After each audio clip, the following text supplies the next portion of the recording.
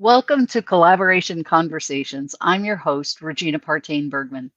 And today I have the pleasure of having a guest co host. I'm delighted to welcome to the show today Kirsten Jacobsen. She is a financial consultant out of Burbank, California. I haven't been in California in a very long time, but I've spent much of my life there. Welcome, Kirsten. So glad to have you here today. It's my pleasure, Regina. Thank you so much for having me. Oh, I'm delighted. Kirsten, as you know, I like to not talk a lot so that you can talk more. So, will you share with us a bit about your journey? What's brought you to this place in your business and your career, and who you serve and why? Okay.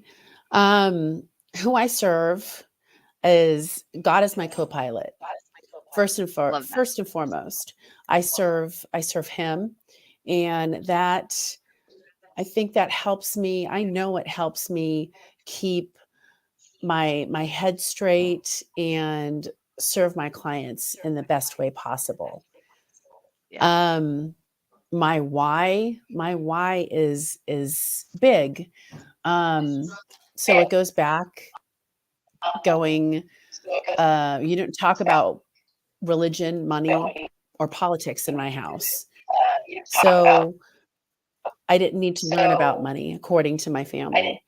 And so that led me down a path of destruction when it came to my money. I've always made good money, but I spent it just as fast as I could make it.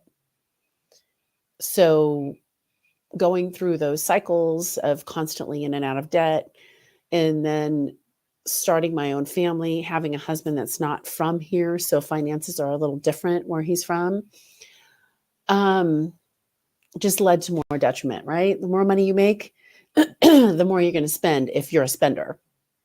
Right. And then getting into more financial trouble due to some tax issues, having to declare bankruptcy at a peak time in our lives, right? Um, kind of lit something inside of me saying, okay, this is not good. But it just wasn't enough, right? So had to go right back down the cycle of in and out of debt. Then fast forward a little bit, started our family, and then I realized, well, nobody's coming to save me. Mhm. Um, so I had to start doing something because I had to show my kids that this just there's something better, right? And that's what got me to start saving and really kind of hunker down and realize that it's not about the haves and have nots. It's more about how much I can save, right? But then when it was time for me to really start saving in areas of where I could grow my money and not just in the bank, nobody wanted to help me, Mm. right? Because I wasn't big enough. I didn't have, $1 million liquid. And so I thought, well, shoot, this is this is an endless cycle, right? Um, and so just throwing it out there, I was introduced to my current business partner, and he's like, "Well, I can help you with all of that." And so that's what led me here is that I realized I am the most qualified person to help the person I used to be. Love that. Yeah. What a great purpose. What a great why to keep you motivated. That's awesome. Love that. Um, and there are so many people who do that same thing, right? And get stuck in that rut. And how wonderful that your family, starting your family, is what helped pull you out of that, and that you wanted better for them, right? Yeah, Right. that's awesome. That's awesome. Appreciate that, Kristen. Kristen, would you introduce our panelists for us and also have them share a bit about their journey, who they serve, and why? Yes, indeed. So there's Rebecca, who is she's a coach, but she's more of a facilitator, I think, um, when it comes to finding out who you want to become and why you want to become that. So she's been doing it before coaching was cool. She's been a coach forever. She's been an entrepreneur forever. Um, we met at an event and hit it off. And then we met, one on one. And I thought, well, she needs to be here and tell her story.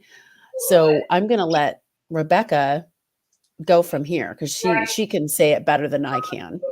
Fantastic. And Rob, we are getting, I think, a little feedback on your side. If it, I think that's where it's coming from. Thank you. Well, first and foremost, thank you for having me. I appreciate the invitation and I appreciate being here.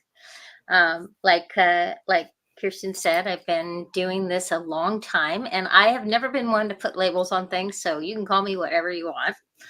I used to call myself I'm a professional whatever, because it's a lot of times it's where the need is where the call is. And so if it's needed and then I feel I could do something to help somebody impact a life, then that's where that call comes into play. So um, I have been, well, first and foremost, a little bit about me. I've been married forever. So I don't remember life before that. So we're going on 30 years.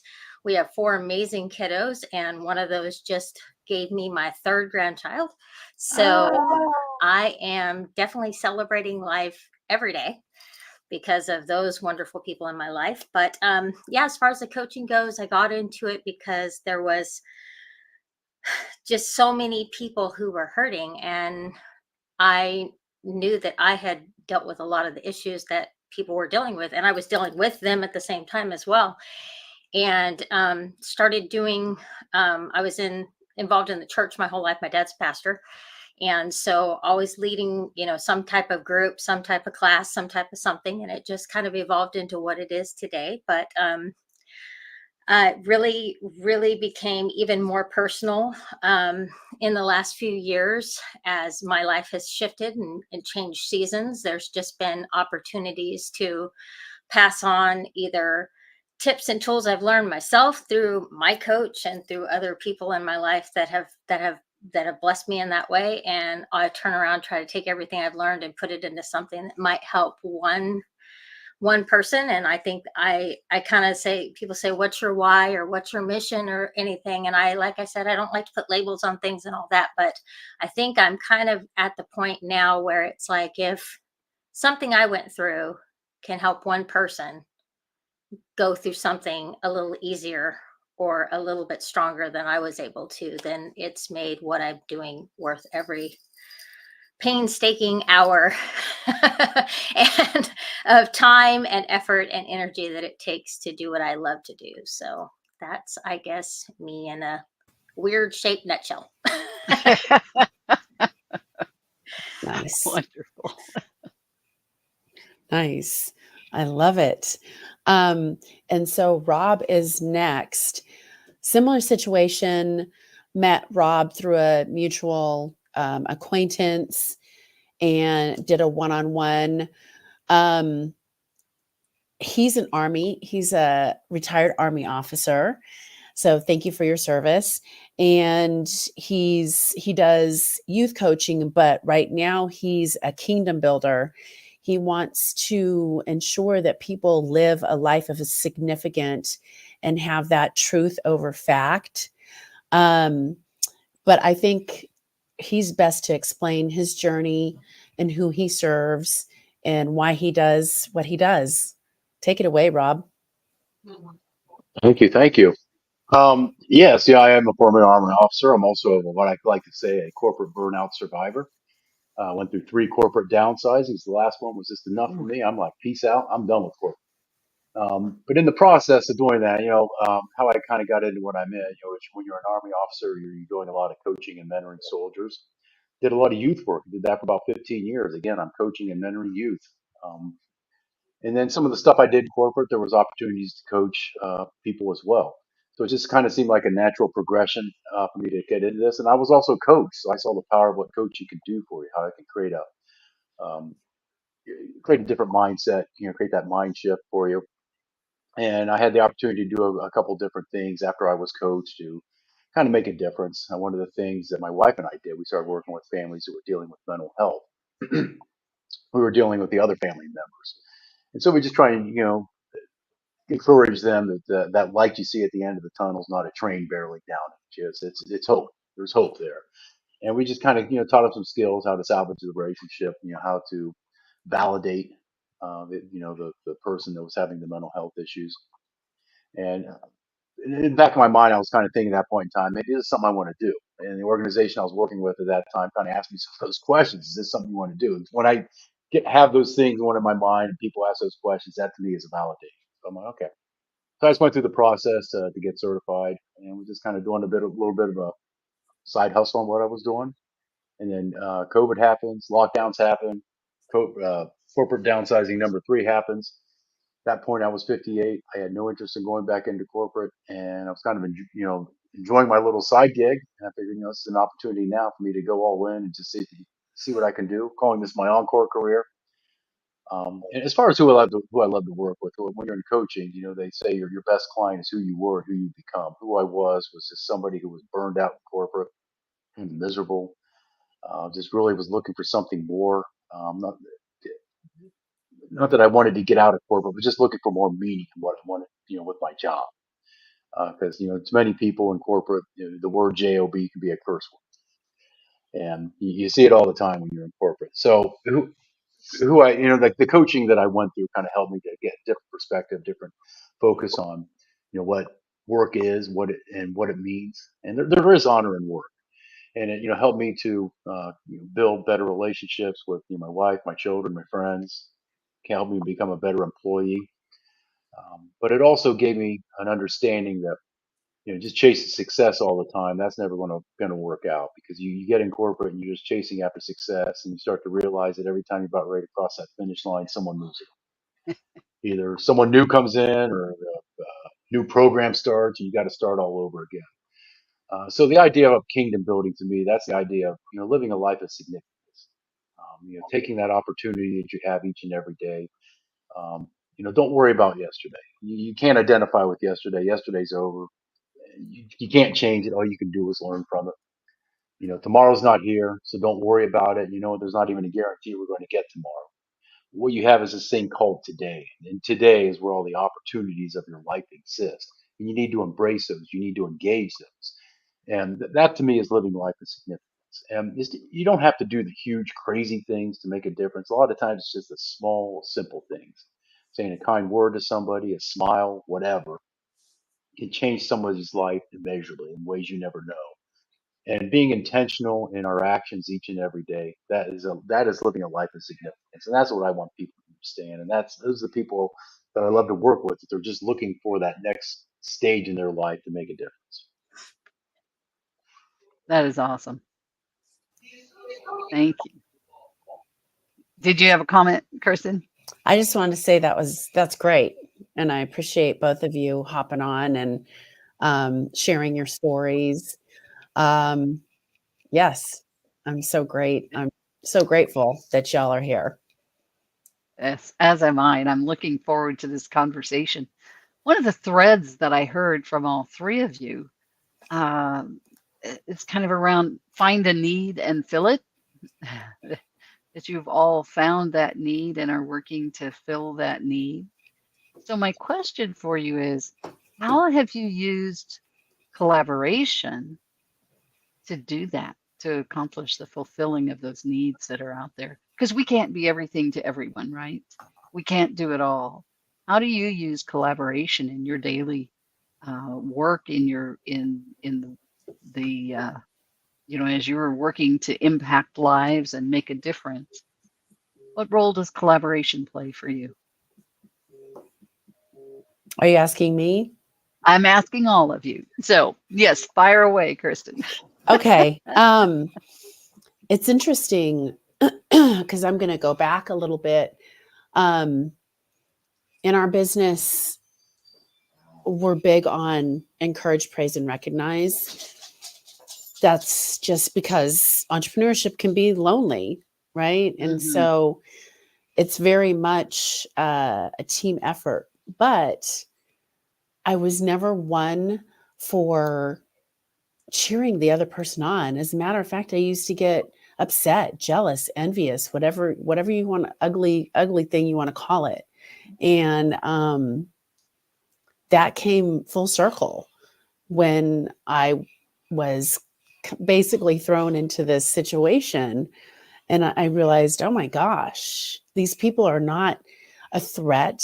They're not, I don't know their story. I don't know the ugliness, the blood, sweat, and tears that has gone Yeah. on to lead them to their success. So I'm going to be that cheerleader that they need, and do my best to support them, which also in turn means collaborate with them.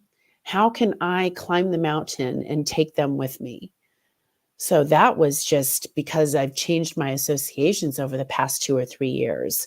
I associate with people that are bigger than me, better than me, stronger than me, richer than me, much more intelligent than me, because I need that challenge. I need the kick in my pants. So I think collaboration is all about teamwork, supporting each other, encouraging each other, praising each other, and celebrating the wins, big and small, with each other. To me, that's the ultimate collaboration.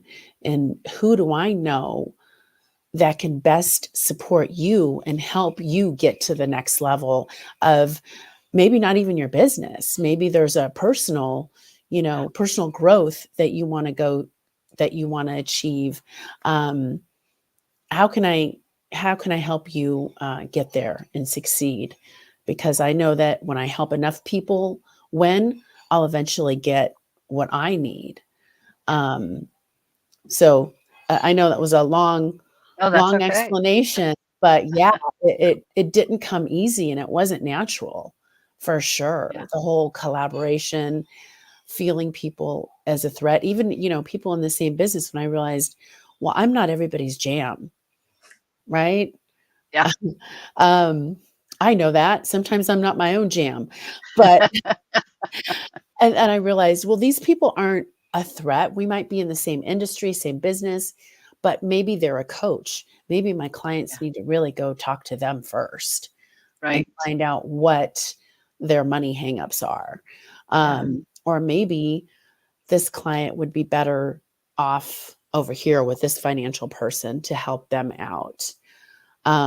So I'm always looking for collaborations and how I can support people in the best So I possible manner. I see what I'm seeing visually from that is the full circle of collaboration. You're collaborating with the client, plus you're collaborating with others to bring to that client to give them the solutions that they need, recognizing that we can't do it all and we Yeah, don't fit everybody, right? right. And Yeah. isn't it always about the other person? Should It's, be. you know, that's part of our code of honor, right? Yeah. Our values. It's with us, it's mission first. What's our mission? Is no family left Right. behind. It's team second, and it's self last. So keeping that client first, the mission first, is it's paramount to Yeah. getting to serve others. Right. Absolutely. Rebecca or Rob, anything to add to that? Your thoughts on that? Well, one of the main tenets of the coaching thing that I push, that I say I only have 5. I'm a super simple coach. I only have 5 things that you're probably going to really hear from me, and I'm a broken record on those 5 things. And one of those things is get yourself a support system. And I say it constantly, a support system, a support system, and support system. And of course, I'm a huge proponent of get yourself a coach, because I think Rob mentioned it earlier. He has his own coach. He has a power of coaching. It's the same for me. I know the power of it. So yeah, I'm definitely going to tell you, get a coach. And I have told a prospective client, it doesn't have to be me, because you need to find Right. the person that you resonate with. But Right. I also tell them, find people in your life. If if you have family you can trust, then lean into that family. If you don't have that family, because some of us, aren't as fortunate as others. And, I've had a very supportive family, but not everybody has that.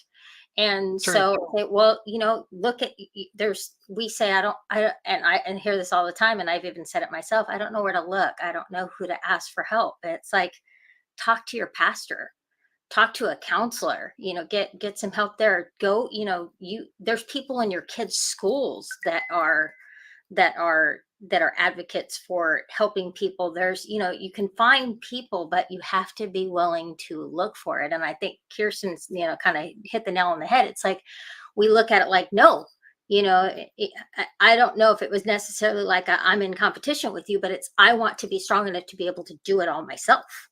Yeah. I want to be that. That's actually one of the proponents in my coaching that I push to is, guess what? You don't have to do it all. Guess what? You don't have to do this alone. Guess what? You don't have to be all things to all people. You can just be who you are. And having that support system in place, and it's my fellow coaches. I have a big what do you call it, network of coaches that I lean into, and some of them have become my best friends that we've met on LinkedIn. It's like there are people out there that are longing to grow along with you, to see you grow, to partner with you. And there are what, 6, or maybe there's more now, million people in the world, or billion, whatever it is. Don't quote me on that. Yeah. Don't quote me either.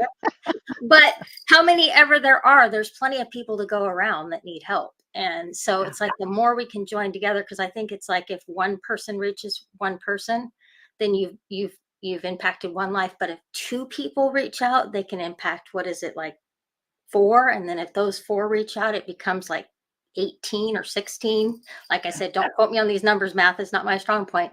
But before you know it, you've got 20 people and you've touched 1,000 lives. Yeah. And so that's collaboration. It's like, you got to look at it like that. You can't say, oh, this is, this coach may get my client. No, your coach won't get your client. Your client will be yours regardless. If it's meant to be, you'll get that person. But if we work together, I mean, think of the lives that can be. I mean, there's 4 of us. All 4 of us collaborate together, reach out to everybody you know, because I guarantee the 3 of you know people I don't know. Yeah. I'll never get the opportunity to meet them. I'll never get the opportunity to impact their lives. But if we work together, oh my goodness, we're unstoppable. Right. You know? Absolutely. So Totally agree. I'm like, whoo. Thank you, Rob. I That felt think good, it's didn't it, Rebecca? Yeah. Go ahead, I Rob. think it's living in out of abundance or living out of scarcity. I mean, when you're living out of abundance, your hands are open, things are flowing in and flowing out. And when you have that mindset, more and more continues to flow in that you allow to flow out. When you're in scarcity and you have your hands shut, nothing can flow in, and you're Yeah. hanging on to everything you can in desperation that it's mine, mine, mine. And you're not serving yourself, you're not serving others well with that mindset. And I think it's been said. I mean, I know I'm not everybody's cup of tea. I know the way I coach, I can be. I know people are turned off by how I present myself at times, and I know other people absolutely are enthralled by how I present myself. And you got to be confident with who you are. And when you know who you are and whose you are, then you're able to take that step. You're able to stand on that foundation, and you're able to. Um, you got to attract your tribe, is what it is. I mean, if you're trying to please everyone, you're gonna please no one. So you Yeah. got to speak to who your tribe is. You got to know who that tribe is. You got to speak into their lives, and that to me is whatever collaboration, abundance, however you want to call it. I call it living in abundance, and that's what is all about. And I, you know, I, when you serve people that way, you're giving more of yourself. And because let's be honest, there's nothing new under the sun. I'm not saying anything that's transformative. None of us are saying anything that's transformative, but it's maybe the way we say it. And all the great personal growth gurus, they're all saying the same thing, but they just say it in different ways that resonates with their tribe. And Exactly. that's what it's all about. How are you going to say it, and how is it going to resonate? Who are you going to connect Yeah. Do you find yourself oh,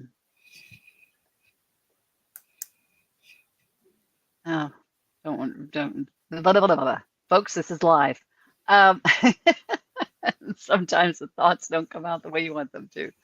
Um, I was doing a master class today, and we had a small group of people, about 6, 7 people at the maximum, and a couple of them dropped out just as we were winding it up. But what was really interesting was at the end, the collaborations that came about from those people who didn't know each other that came in, that were in that room.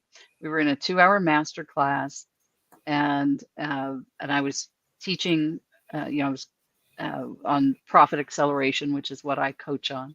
And then I had a guest co-host in there who was teaching about automation.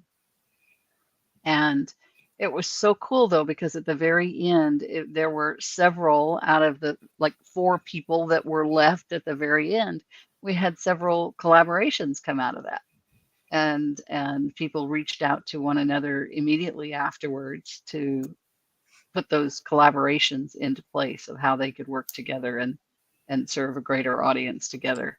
And I just think I didn't see that coming. Was not what I envisioned as what would happen in the last few minutes of it, but it was so exciting to see it happen. And it just came about naturally, and it was just wonderful. So, we really can find collaborative opportunities all around us, right? We don't have to look very far to find those opportunities to work with others. How do you maximize that? How do you, for example, one of the things that I'm always doing when I'm introduced to somebody is thinking, who do I know that, this would be a good collaboration for? Yesterday, I had a conversation with someone that Kirsten directed her to me, whatever, however you want to say that. And we had this great conversation, and I can definitely see wonderful things coming out of that. When you meet other people, what's your goal when you encounter new people? What's your goal for that relationship, and how that's going to move forward, and how you're going to collaborate? I can kick off with that. Okay. I know going into a relationship, I'm not thinking, oh, this person's going to be a client, this person's going to be a business partner. I think, how can I best support them? And sure, it could be through their finances. They could be struggling. But when I initially meet them, that's not the conversation. Right. Some people think it is. And I'm like, no, I'm here to connect and serve and ask. Yeah. Really.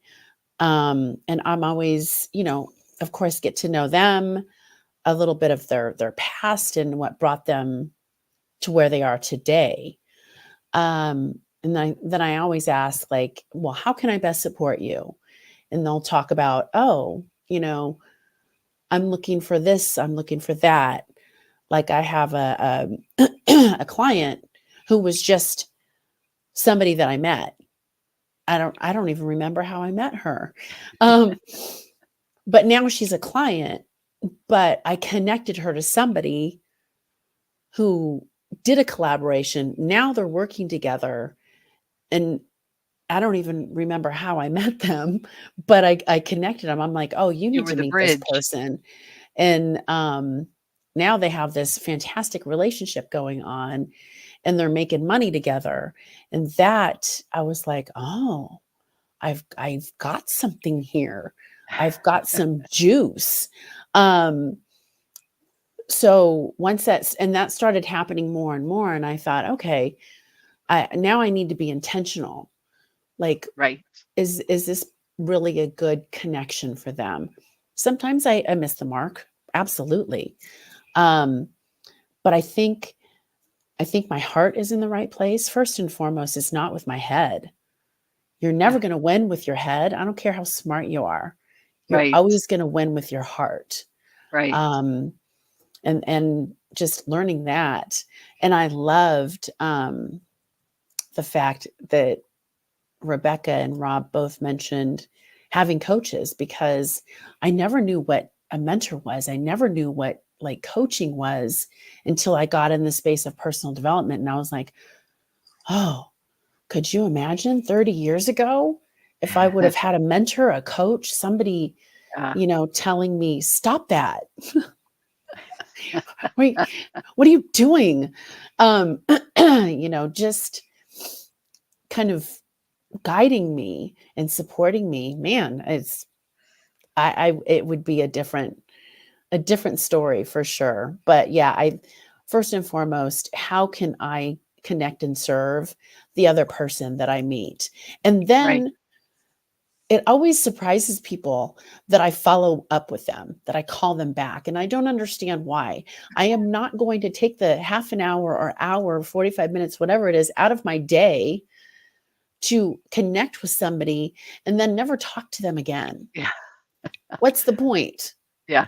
But most How, of us are terrible about follow through. yeah, Following up and I follow can through. count on maybe one hand, maybe two hands, because I network a lot, different groups, different events, Right. on how many people, one, have followed up with me, two, have connected with me outside of the event and said, hey, I want to have a one-on-one with you. And I was always like, that's kind of curious, but I'm going to keep doing what I'm doing. I don't care what everybody else is doing, because I think uncommon, and I want to be different. I want to surprise people when I Exactly. call them back and follow up with them. Yeah.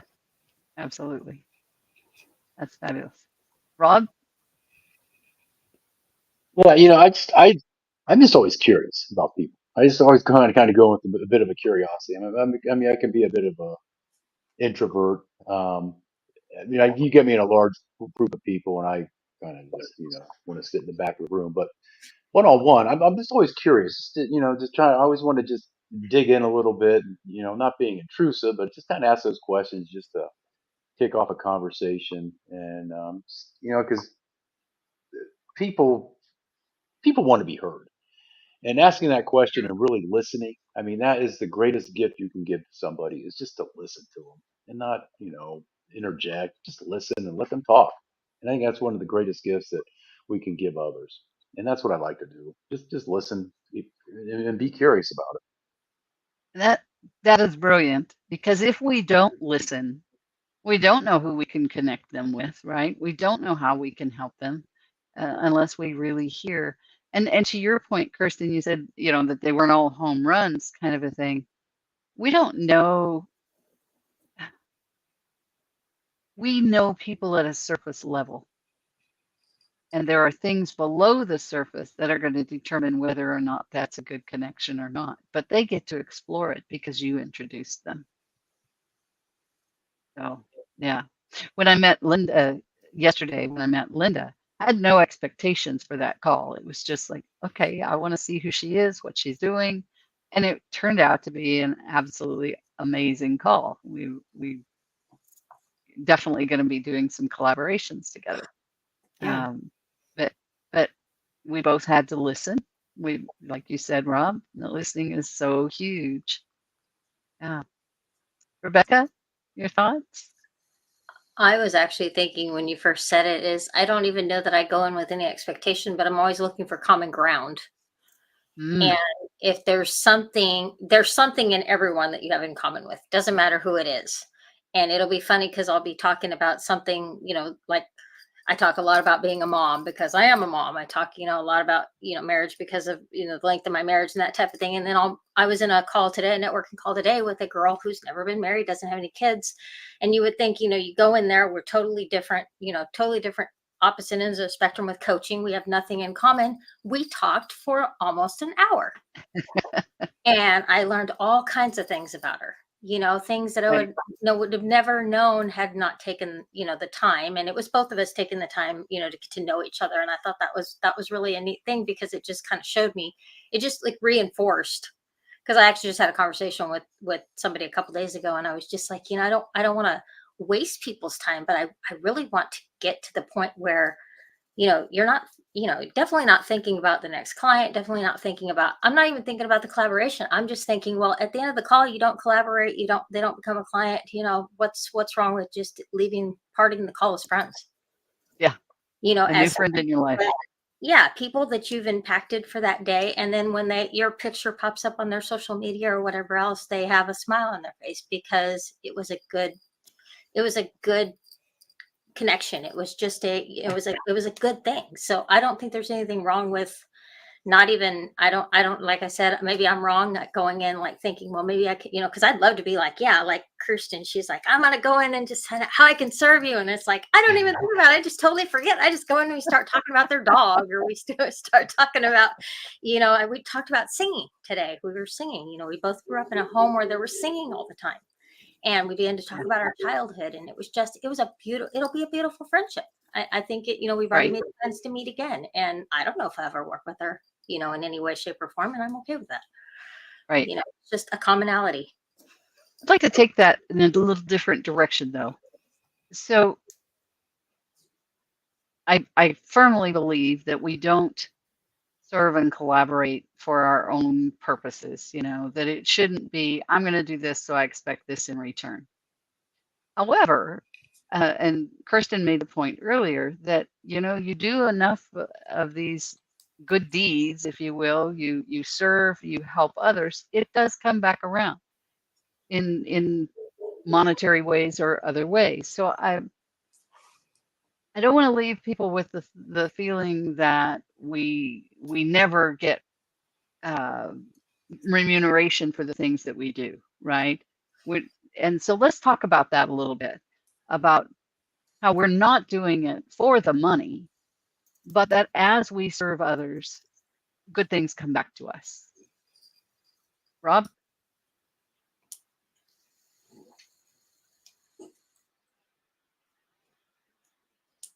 There we go. There you go. I was clicking on the wrong thing.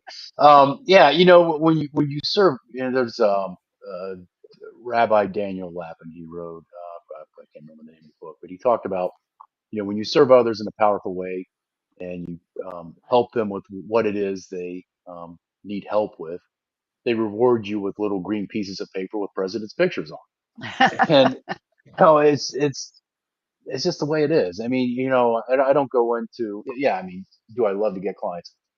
Because I know how I can serve a client. I know how I can change their lives. I know how I can help them. But just because, I want a client doesn't mean everybody I'm going to get on a conversation with, I'm going to let hire me, because there's got to be some symmetry. I got to Yeah, feel comfortable with them. They got to feel comfortable with me. If I feel that they're right. someone who is not really all in on wanting to change their life, and they're not going to do the work that I'm asking them to do, I'm just wasting their money. I'm wasting their Yeah, money. I'm wasting their time. I'm wasting my time trying to get yep, them to do agreed. Agreed. So the one word that I didn't hear you say there, but I think you described, was values to some degree, right? it. Right. Bring value. Yeah, you bring. I mean, you bring value to people, and that's what's important. Bring value of every opportunity, and um, when you bring that value to them, and you're presenting it in a way that you're there to serve them. I think that's the way that gives you the opportunity to go to that next level, to develop that client relationship. Um, you got to do it. There's a process to it, Yeah, and especially with Rebecca and I do coaching.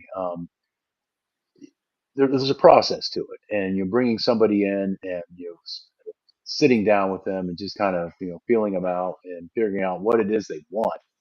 And if what it is they want you can help them with, then great. But if what it is they want is not really in your wheelhouse and you can't help them, you need to have somebody else. Well, I can't help you with this, but Rebecca, I know what she does. She can 100% help you with that. So right. let's get you There's in that contact with her. collaboration. Yeah. Yeah, and there's that collaboration. Absolutely. Kirsten, you had a thought. I I do, just to piggyback off of that, because you had mentioned value. I don't know if you meant value or values.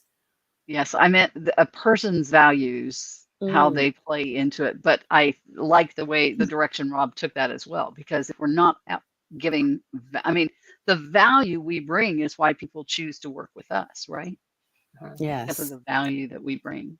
Yes. So go ahead, Chris.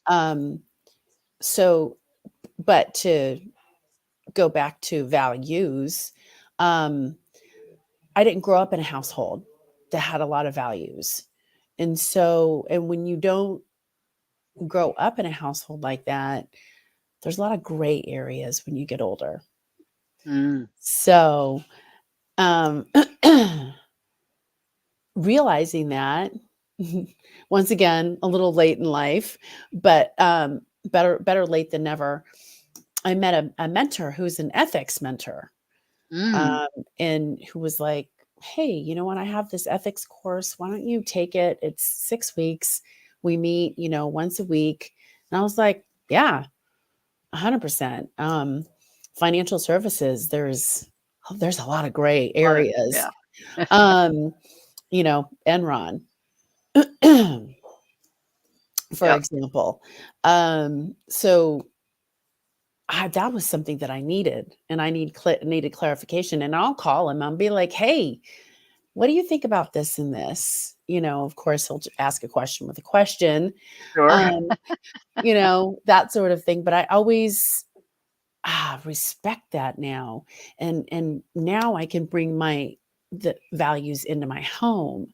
What do I find value? And then in our business, we have a code of honor, Good. right? And so that also helps. There's no gray Yeah. area when it comes to that. Gray area. Um, Yeah. bringing those values, that code into all of the scenarios, into all of the business dealings with my clients, whether they become clients or not. A conversation is still you bring the ethics and the value Right. into play with that. So I'm a huge proponent and fan of bringing those values in, because you have to, Yeah. um, I agree. in the relationships too, Yeah. right? Whether you're in business with each other, whether you're collaborating with each other, um, Right. You've that got way to have there's similar values.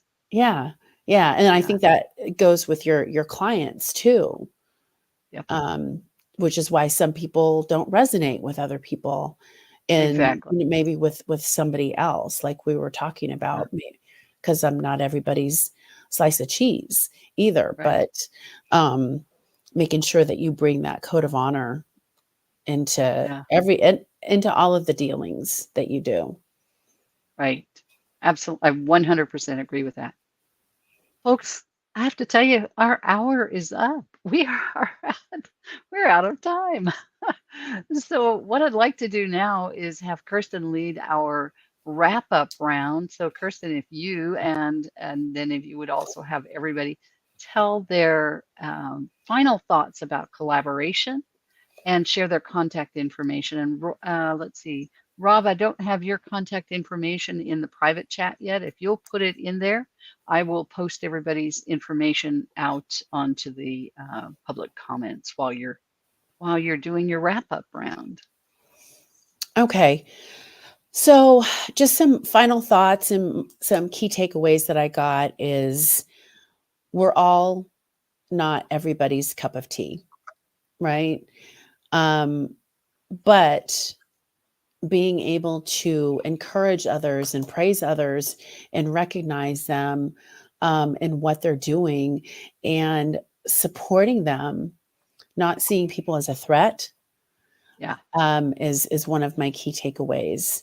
Being their biggest cheerleader, climbing the mountain and taking them with us, really. And I think all of us realize the value that coaches play in their lives, mentors, coaches play in their lives, and how we need that support system. We need people who are better than us to support us in that manner. Um, Also, being open and receptive to being challenged, being open and receptive to new relationships, being open and receptive to new business partners, to new collaborations, um, to new opportunities. I think it is huge, because once you're closed off, once you already know that, then there's no opportunities there. So I think that was a big thing, being open. Yeah. And then living in abundance. Abundance is not financial. Just like I Good started point. asking people about what do you think affluent is?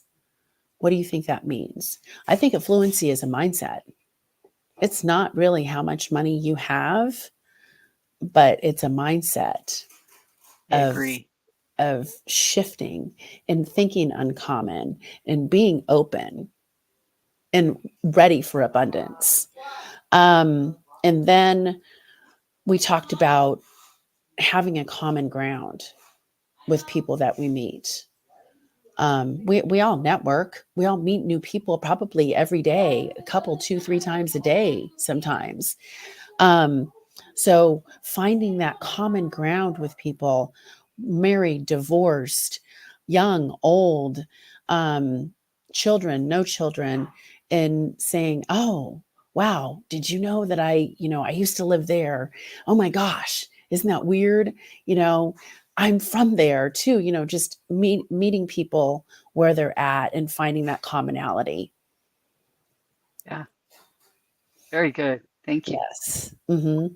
And so if everybody could put their information back in the chat, if you haven't already, that would be They have. We've got fantastic. all of that. So we just Okay. need to hear their final rounds, and that would be awesome.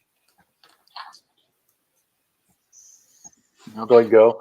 I mean, as far as how we live our life, living in an abundance. That's you making a difference. That's you treating treating people with respect. I mean, I think that's important. The old adage of treat others how you would expect to be treated. It holds true, and we need more of that in the world today. We definitely need more of that because we got too many people on the fringes that they just believe that if they yell the loudest, they're going to be the ones that are heard. Yeah. And those of us in the middle, we're just kind of okay. Those of us in the middle are the ones that can make the biggest difference. And it just comes down to being a leader of yourself, and being a leader of what it is you want to accomplish. And when you have that vision, when you have that clarity, that's what people are attracted to.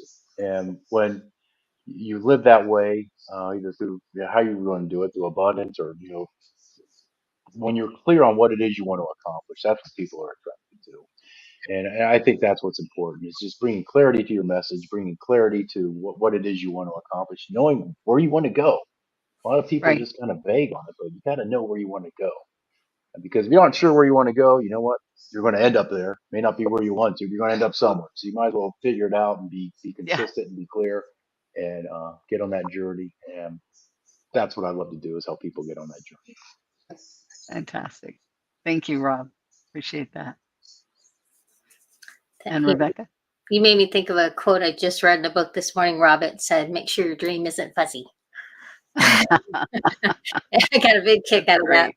I think Yeah, I'll take it one step further. If your dreams don't scare you, make them bigger. So there you go. Yeah, there you go. They're not big enough.